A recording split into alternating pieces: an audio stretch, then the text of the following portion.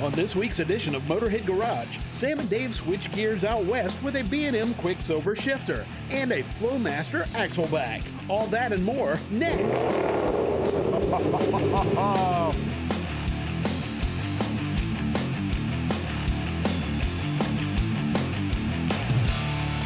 Hey, welcome to Motorhead Garage. Well, today I'm working on a 69 Camaro, and you know, there's a lot of these cars around. We're gonna do a really neat deal on the floor shift. This is an automatic car. And of course, my buddy Dave's around here someplace, but he's become addicted to exhaust systems. I can't find out where he is, but we'll look for him in a while. On these Camaros, you know, when they get some age on them, you guys have all worked on these things and seen plenty of them around. This is the stock automatic floor console shifter. And, you know, it was an okay piece in its day, but by the time you get this much age on a car and you start restoring these cars or fixing them up, there's things missing, like the neutral safety switch, which is very dangerous. Starts in gear and you're doing some damage. Also, if you're doing some NHRA stuff, you gotta have a neutral safety switch. Also, you want your backup lights to work. So what we're gonna do is remove this old unit, and of course, we're gonna replace it with a nice new B&M console Quicksilver shifter. The neat part about this is, you know, the top of the console is deteriorated, they're gone. Even if you have it, it's junk. This shifter comes complete with a brand new one. It's got a lighted selector, so you know what gear you're in. It's got a nice boot. It fits on the stock console. This really does a nice job. So while I get this prepped and get the new one out of the box, let's take a look and see what Davey's doing. Nail it. Yeah, good. That's good, Lee.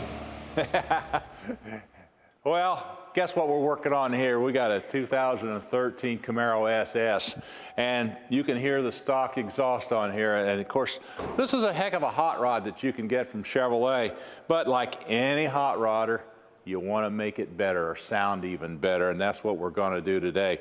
And that's what we have right here from Flowmaster. They've got a lot of different types of exhaust systems that you can get for this particular car. The one we've chosen is called the Outlaw. Here's what they look like. You can see there's going to be a major difference when you look underneath the car. This is all 409 stainless steel, and this is an easy installation, and it's pretty quick. It's called the axle back. We're going to show you why they call it that in just a minute. Okay, Lee, go ahead and raise her up. Now let me tell you, I mentioned that that old shifter may not have had a neutral safety switch. Well, digging in the console, and this is what I find time and time again, and I hate to harp on it, but if you look here, we got a purple wire that somebody interrupted and then tied together. This is the guy's neutral safety switch, which means in present condition, this car would start in any gear. So if you got an automatic, it's in reverse. If somebody reaches in and twists the key, or even if they're sitting in the car and they're not alert, they're gonna do some damage. So we're gonna fix that. And this is our B&M console Quicksilver. This is a great shifter. Now, it has everything you need. It ratchets. Okay, you lift it up and down. It has all the detents, first, second, third, neutral, reverse, and drive. Has a provision here for the neutral safety switch. And then this is our little indicator that'll show up in the window of the quadrant so you know where you are. And the neat thing is B&M supplies us with a really nice heavy-duty cable that goes to the transmission selector. Now the deal is this shifter will work with the stock cable, which makes it really easy to install if your stock cable is working fine. So if you've got a shifter cable that's hard to shift, replace the cable, put the new B&M cable in. First thing we're gonna do is we have this plate that's gonna bolt into the floor here, and it uses the original factory holes. I'll put that in, and then we'll start mounting the shifter and hook up the cable. We'll wire it all up. While I'm doing that, let's see how Dave's making out. All right, now we got our car back up here where we can start working on it. One thing you want to do when you get your Flowmaster kit, and that is take out the instructions and read them before you start. We got Lee Thompson here with Flowmaster. Is going to give me a hand on this. And one of the things guys forget to do is they forget to lube these little deals to make it a lot easier to come off, don't they? Oh, definitely. Yep. So we're going to go ahead and do that. And then the next step will be that we measure right from the end of the hanger here, right here, back 9.5 inches, right? Correct. All right, buddy. I've got the WD-40 here. I'll let you go ahead and measure, and then we'll spray these down so we can pop those off. Okay, watch your eyes here. I think we're in business. All right, now we got it marked. We'll go ahead and cut these off at the mark. In the meantime, we're gonna take a short break. Stay with us.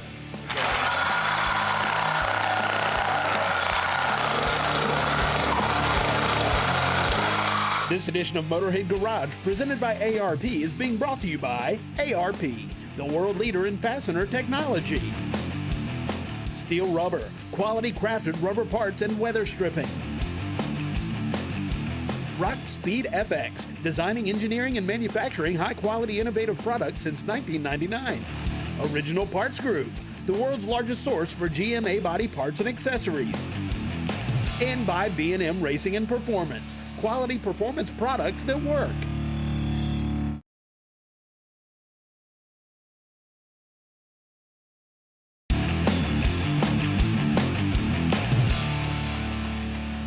Welcome back to Motorhead Garage. We're continuing on with a really nice B&M shifter installation. Here's what I did. Those two wires that this guy had tied together so his neutral safety switch was basically gone, I cut them and I put them on here with a couple of terminals that are supplied in the kit from B&M. And you get these two micro switches. These micro switches stack on top of each other. A couple of little screws go through, little machine screws with nuts. And one of these is for your backup lights, and one of these is for your neutral safety switch. And then you adjust them accordingly. Use your ohm meter, move the lever, make sure they're open and closed when they need to be. It's pretty simple. Run the cable through here. You got a retaining nut and a bolt right there.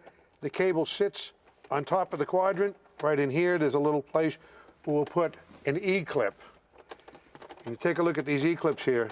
What I like to do is hold them with a nice little pair of needle nose pliers, get some good ones and push them on. B&M's got you covered. They give you all the hardware you need in the kit. They give you two of those clips so you get a second chance. And again, when you look at this console shifter here, this is set up for a 3-speed automatic like a Turbo 350, a 400. But if you have a 4L60, a 700 R4 in the kit, you get two of these little selectors, one with a 4 speed, and on the shifter body right here, there's a pin. That's a stop. You take that E-clip out, push the pin out, and that gives you space to go for the 4th gear, so you have 1, 2, 3 and drive. It's a really nice setup. I'll put this E-clip on, shove this in, bolt it down, start adjusting it. We'll be all set to go. Let's take a look, see what Dave you did. All right. Okay, Sam gets all the easy jobs.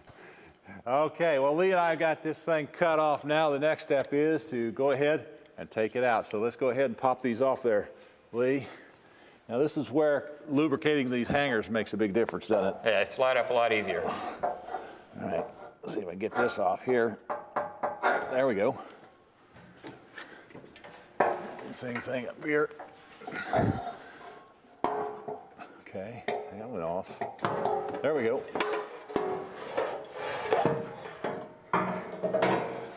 Okay, now I want you to take a good look at the size of this compared to what, here, hold on to that, compared to what this one is right here. You can see there's going to be a big difference in this. Okay, let's get this other one off.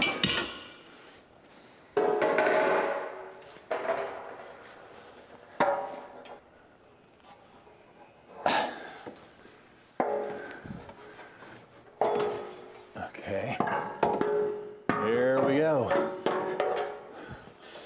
All right. Okay, now we got these off. Let's see how Sam's doing with these shifters. Be careful, this is plastic, don't over tighten it. We got our nice console here, it's all chrome. The quadrant lights up so you can see your selector. And of course, we got our nice Quicksilver console shifter installed.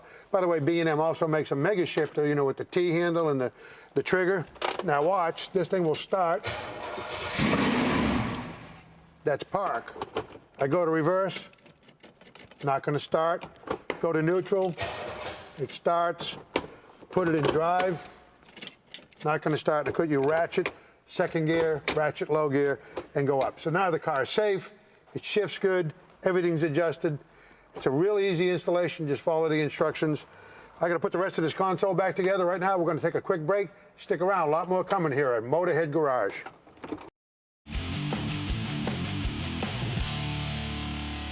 George today is going to walk us through some tips on roof moldings and how to properly install them. Now, the kit for this car includes both the long roof pieces, the corners, and the pillars. For this 1970 coupe that we have here, the biggest issue is this corner right here.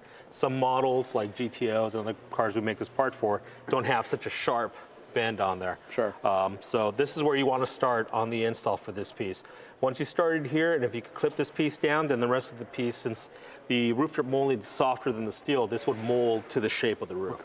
So that's what people need to start off with. So let's see what we got here. And when we start with the long piece first. Start with the long piece first. It does come in a blue protective tape. I actually recommend to leave that on while you're doing the install. It's great. To keep it from getting scratched or anything Great. like that. Okay. So let's move to the next piece. So in order, we're doing the actual roof, then we go to the pillar, and then the last will be our corner. Exactly. This is the easiest piece to put on. Straight, no crazy bend on there. Yeah. So Yeah, that went on real nice. next piece on that is the corner. It's open to snap over both pieces, so this does require to be bent after it's installed. Okay. Okay. There you go. And that's this week's OPGI restoration tip.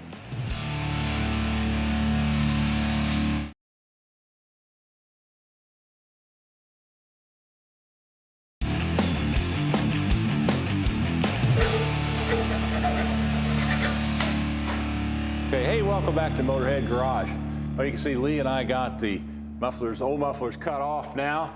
And one of the little tricks that you want to remember is when you do cut these things off, you want to deburr them, don't you, Lee? Yeah, you have a tough time getting them on if you don't. So make sure they're nice and clean, nice and smooth so you don't cut yourself on there. Next step is, let's see if we can put these on. Now, one thing you don't want to forget is not to put on your muffler clamp first. We've done that once or twice, haven't we? Definitely. Okay. Don't want to have to do it twice. Now, you know what? We got to get this up here through there first. And let me see if I can get it started. Yeah, I got that one started, and this one started. Okay, we're in. Get the slide on. Good, that went on pretty nice. As you can see, it doesn't take much for that. Okay, now you can adjust that. Let me get the other one here.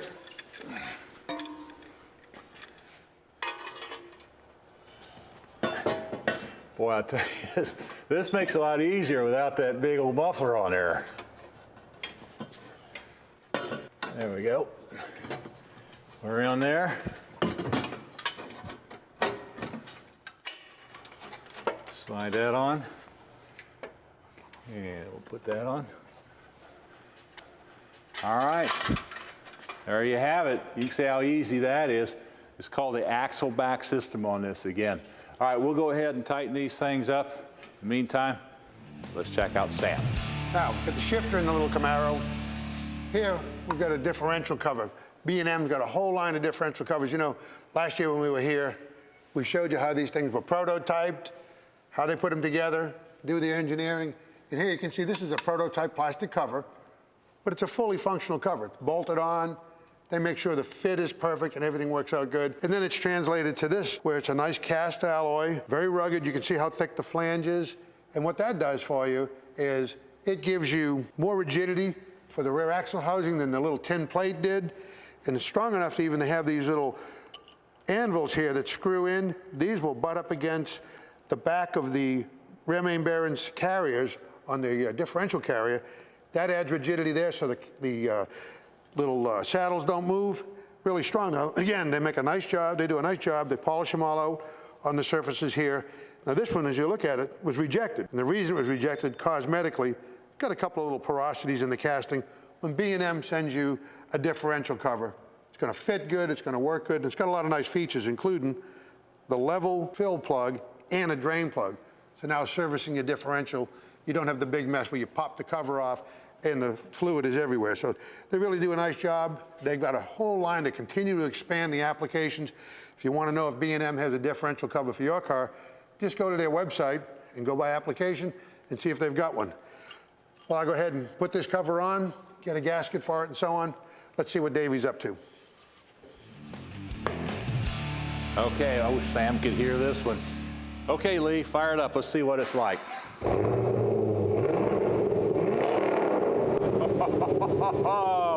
Let me tell you, folks, That makes this Camaro really come to life. And believe it or not, this will add about 9 to 10 extra horsepower to it. So that's not bad for a bolt-on deal, and it didn't take but just a few minutes to really do it.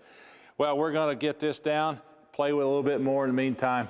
We're going to take a short break. Stay with us. Hey, on this week's Industry Update, we're featuring products from Airaid filters. And Sam, these filters are fantastic. They're designed to operate with today's high-tech engine technology. That's right. This is a high-performance air intake system. It's include all kinds of great components come with it, made in the United States of America. This particular filter is the Synthemax. You don't oil it. It's a dry filter. You put it on. It's made of premium layers of gauze, and all you have to do is clean it, let it dry, put it back on when it's time for service. Yeah, and this whole kit comes complete with everything you need, the housing, the filters, everything is in there. And this is what they call their cold air box. It allows you to get cold, fresh air coming in. If you can get cooler air coming in, you get better performance and save fuel. It's a great way to bolt on horsepower, improve engine efficiency. Anytime it breathes better, it's going to run better and give you more bottom end torque for sure. And if you want a lot more information about it, all you have to do is go to their website and check them out. And there's a no-hassle lifetime warranty with Airaid.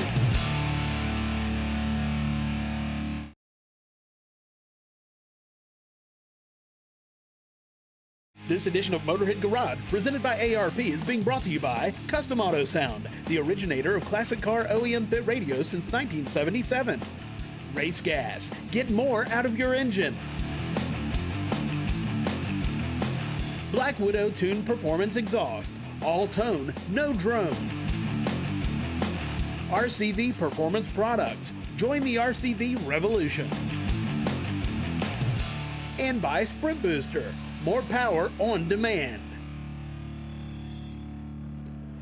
All right, now, continuing our little Camaro here, I've removed the starter motor, big old heavy factory starter motor. And let me give you a couple tips. First thing you do is disconnect your battery cable. Start with the negative cable, get it out of the way, then take your positive battery cable.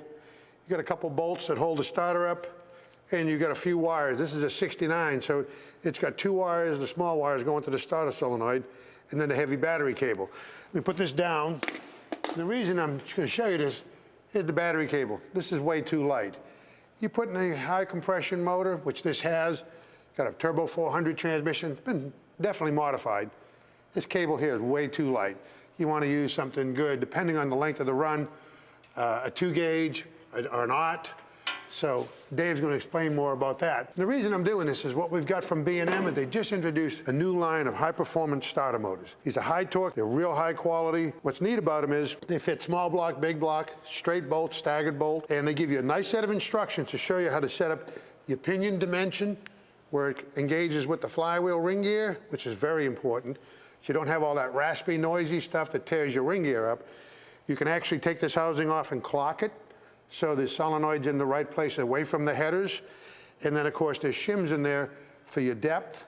And then when you put it back in, you want to take a 3mm gauge right in here. Paper clip works fine. And make sure you've got clearance between the root of the teeth and the root up here. It's a real nice high-performance starter. All of these are tested, and Dave's going to show you a whole bunch more about the starter, including a starter dyno. Hey, well, Sam has just given you some real good tips on how to install one of these starters, but we're here in their laboratory where they have a starter dynamometer. We've got the design engineer who designed all this, Mitch Reichert here. And Mitch, welcome to the show. And first of all, I want to ask you, how do you do this thing? What's this actually, how does this actually test a starter? Yeah, what we have here is an air-operated brake, so that provides load. That simulates the load that the starter would see from the engine. A couple of pillow blocks, a gear to engage the starter. We have a deep cycle marine battery that supplies the voltage. Over here we have volts, amps, and a tachometer. And from these values, then we can calculate power and torque. What size of an engine could you start with these things? How big can you get? You could go all the way up to a big block, and we rate them for 18-to-1 compression. Blowers are no problem. So these are a very stout rig. Well, let's see how it works. Okay.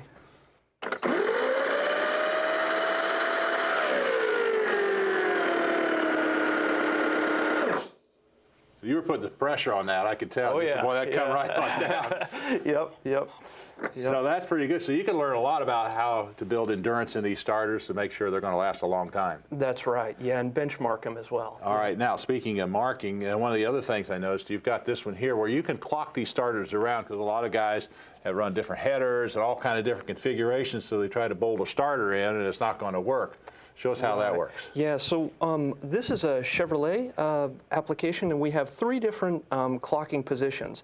So you can rotate the solenoid in, or I should say in or out, so to clear headers, other obstructions on the block, things like that. Well, that gives you a lot of flexibility with this type of starter, especially for you guys doing custom cars. This is the way to go. Let's see if Sam's got that starter in yet. Now, when you open your B&M StarTech starter box, you're going to get a plastic bag with a lot of stuff in it. Don't throw it away. These are the shims that you use to make that pinion, to change the dimension between it and the face of the ring gear. You also get these shims.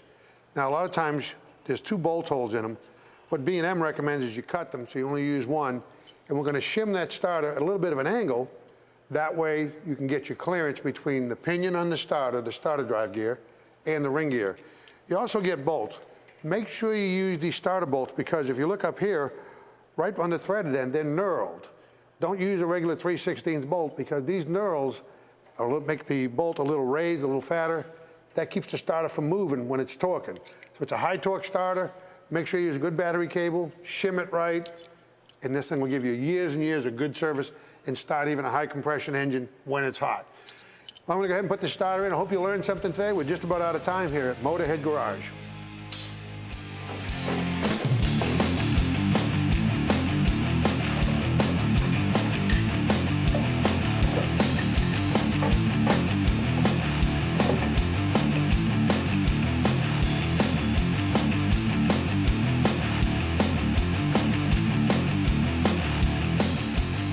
Fire it up. Let's see what it's like.